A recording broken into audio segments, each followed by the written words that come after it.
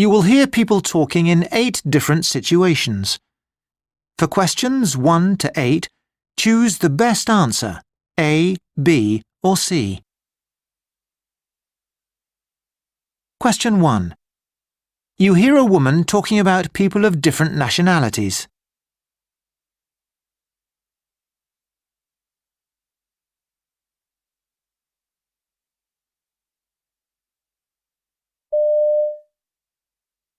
I think the British use more gestures than they used to.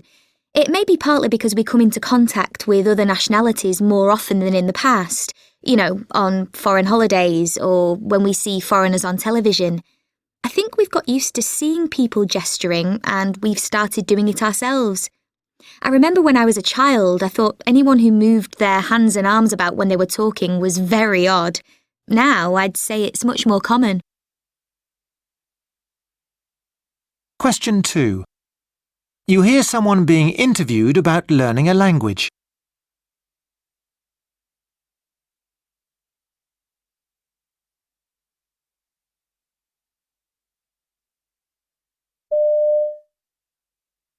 Do you think you could tell us something about how you learnt Thai? Of course. It was when I was working as a teacher in Bangkok. Did you have lessons or did you just pick it up? Both. I lived with a Thai family, and I also went to evening classes at a local college. Did the family teach you? Not exactly, but I certainly learnt from them. Even though they could speak English very well, I insisted that they always spoke to me in Thai. That way I was forced to use the language. And the evening classes? They helped, of course, but I found the grammar quite difficult. Question 3. You hear someone talking about her oldest friend.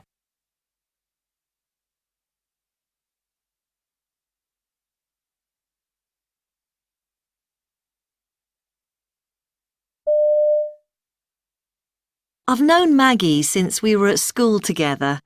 We've met regularly ever since. One year she'll come and stay with me, and the next I'll visit her, and we've had a few holidays together. And on top of that, we've always written regular letters. We've been doing it now for over 40 years.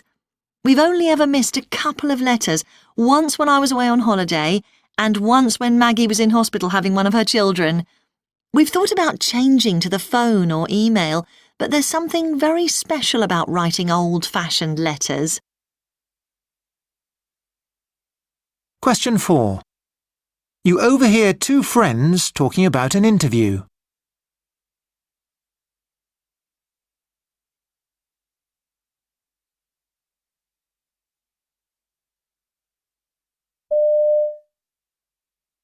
And remember, when you're answering the interviewer's questions, look them in the eye. I find it quite difficult to keep eye contact for longer than a few seconds. I feel quite embarrassed. You need to practice doing it. Obviously, you've got to be careful not to look as if you're staring, so that means not opening your eyes too wide. What about blinking? Is it okay to blink? Yes, of course. It's not some kind of competition to see who's the first to blink. It's just a way of showing that you're interested in the person you're talking to. Question 5. You hear a man talking about his first lie.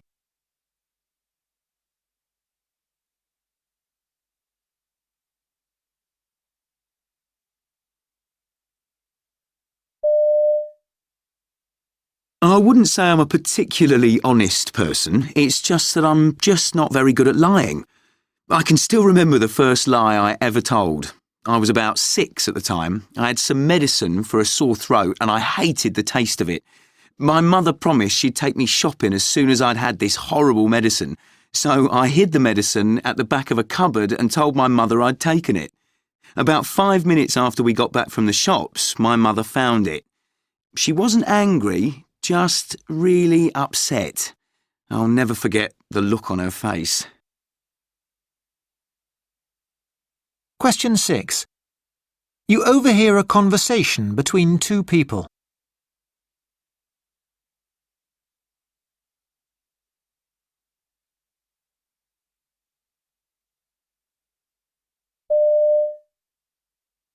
It was awful. I just didn't know what to do. Didn't you have your mobile with you? Yes, I did, but the battery was flat. What about the emergency phones? There's usually one of those about every 500 metres. I could probably have reached one, but I was worried about leaving the car and walking around outside on my own. And it was rush hour. The road was incredibly busy. So what did you do? I just waited and hoped someone would stop and help me. The thing is, I've never changed a tyre before. Eventually, thank goodness, a police car stopped. Question 7. You hear a novelist talking about her work.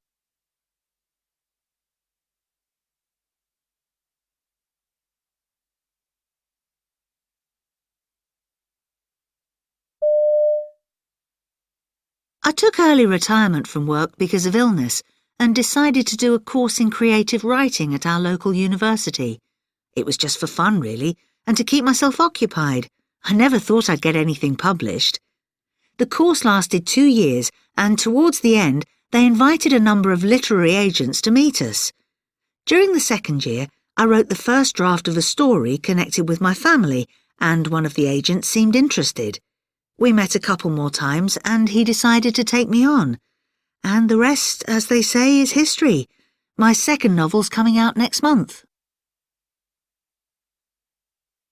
Question 8. You hear a man asking for information.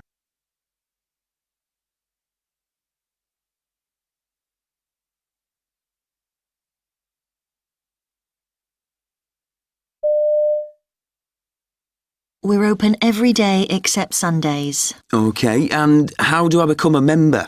If you complete this form and bring it back here, we'll issue you a card. And what does that entitle me to?